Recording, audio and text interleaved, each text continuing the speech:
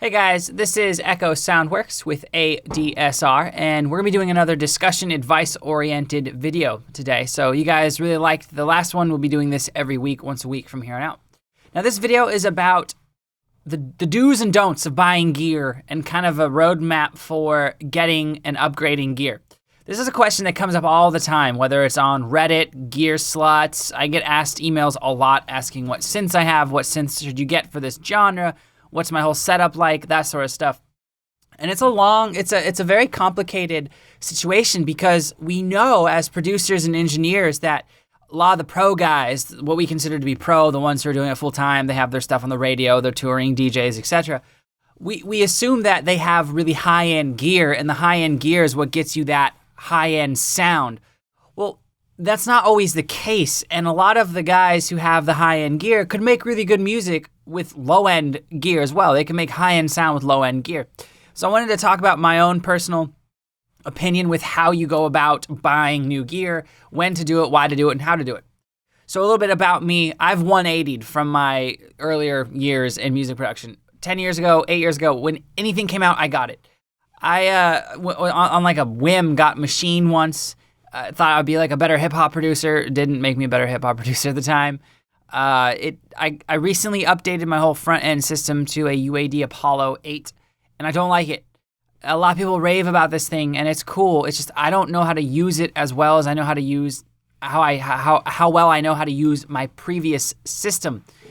So it's been a learning curve, and the quality of the preamps, the quality of the plugins, just because there's a differential in how comfortable I am using it, even the upgrade in quality hasn't made my music sound that much better.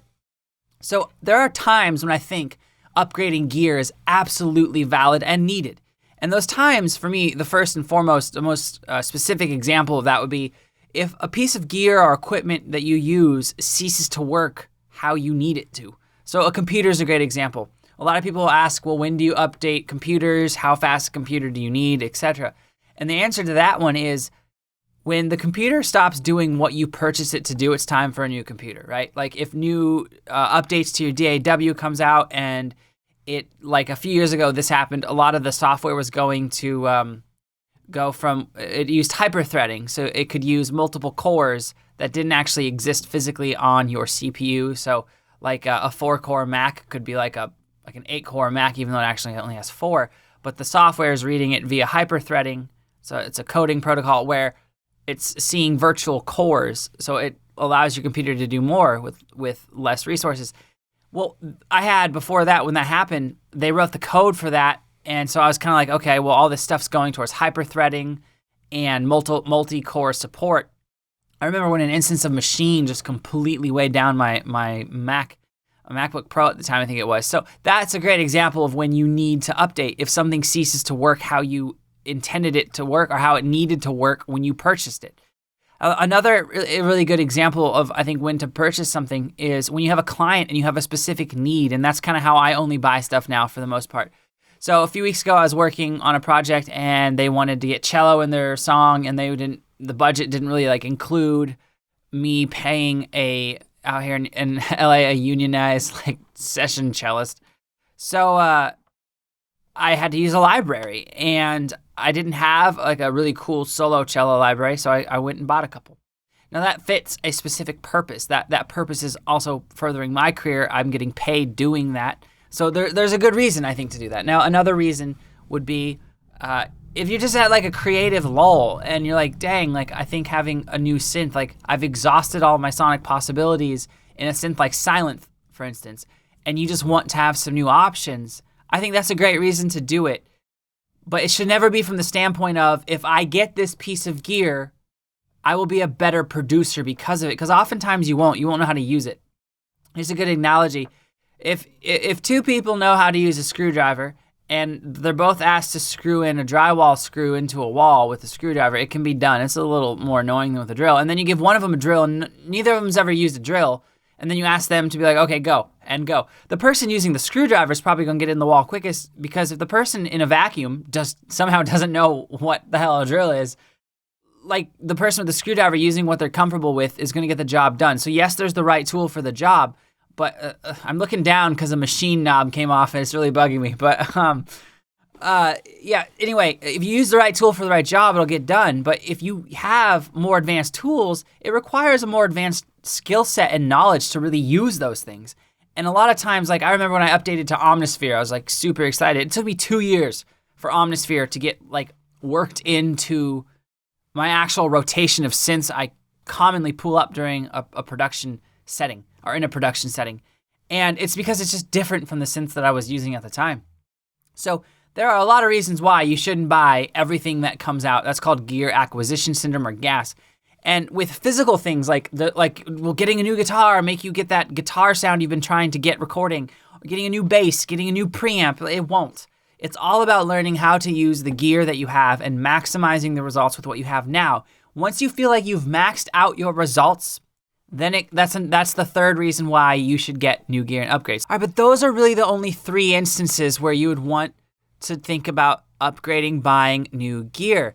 And those are, first one, it stops working how you needed it to. Maybe the computer's too old, that's the example that we use. Or option 2 would be you're just not feeling creative, so a new contact library or new something might get the creative juices flowing, / you have a client need. Now the third one is you've outgrown your gear. You've maximized the potential, and maybe the last 3, 5, 6, whatever it may be, productions or tracks that you finished having improved from 6 months ago. That may be a sign that you've plateaued with what you have. But if they keep improving every time, that means that you're getting better as an individual. So if that keeps happening, getting different gear is probably not going to make that big of a difference, because you can still get more, squeeze more out of your gear. And then once you do go to like let's say you want like a Pultec style EQ or an 1176 style compressor, if you can get great results with Logic stock compressor, Logic stock EQ, Ableton stock EQ, stock compressors, you're going to get great results with the 1176 emulations out there, the Pultec EQs, because you have a strong foundation in equalization and compression to even be able to use those. So let's talk about how to buy gear, how to get gear. There are the obvious kind of ways to do it. Get it used. eBay, Craigslist, that sort of stuff. Trades, you can always trade with people. Pawn shops are actually a great option, especially if you live in a bigger city. Also go to like music schools. You'd be surprised. Sometimes they update their gear, they update stuff, but I want to talk about 2 music dealers that aren't as big as like Guitar Center and Sweetwater, and that's Z-Zounds or Z-Zounds. I don't know exactly how that's pronounced. And then also American Musical Supply. Those 2 companies are really cool, and that's how I get most of my gear. And what I'll do, what they do is they'll do a credit check. If you don't have abysmal credit, they will allow you to do this. They will divide the purchase. I think it's above orders of like $199 or $99. I'm not 100% sure on that, but they'll divide the purchase amount, the cost of your order, into either 4, 8, or even 12 equal payments. So if you want to get like new monitors, for instance, and it's going to cost you like $400, maybe each one's $249, they'll divide $249 times 2. I think $249, they'll divide it into 4 equal payments. So you might get 8 payments, which would be around like $70, $80 if I'm doing my math right, and I'm probably not. But yeah, so you would get like on $249, if you did that, they'd divide it into four separate payments, and you would get around $62 a month, and it would take 4 months, and then that's paid off. So that's a huge way that I've gotten a lot of gear. And yeah, the 8 months would actually be $62, $70 around that range. So it's a great way to get gear, and it doesn't have interest. It just literally divides the cost of the item into multiple payments. So then if you're trying to accrue a certain amount of gear by a certain time, you can do it realistically and do it kind of more like with a business approach, and maybe make a quick spreadsheet or a document being like, okay, I need monitors right now.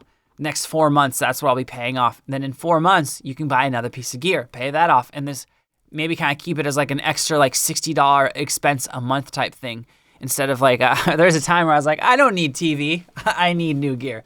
So that's a really cool way to do it. And I actually, with this keyboard right here, that's how I did that one. So, but yeah, those are the 3 main reasons why you'd want to update gear, and there's a little bit on how to do it. You don't want to ever get caught up in the trap of it's new, I need it, keep up with the Joneses, or it's going to make me a better producer, because it probably won't at the end of the day. That comes down to skill and talent, and then how often you've used your gear. All right, guys, so that sums up this look at what and why to buy new gear and kind of how to do it. If you guys are struggling to get new gear, definitely check out Z-Zounds and American Musical Supply. Much cooler than having a credit card. So if you guys have any questions or comments, let me know below, and I'll get back to you as soon as I can. I really loved the discussion that we had on the last one. I'd love to hear you guys' thoughts on this. As always, thank you so much for watching. Like I said at the beginning of the video, I'm Echo Soundworks. I'll see you next time.